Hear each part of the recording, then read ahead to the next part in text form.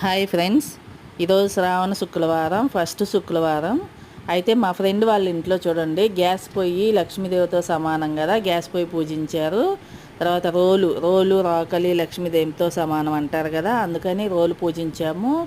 తర్వాత వచ్చి గుమ్మాలన్నీ పూజించుకొని అప్పుడు మా దేవుడి గుళ్ళో పూజ చేసుకుంటాం అన్నమాట.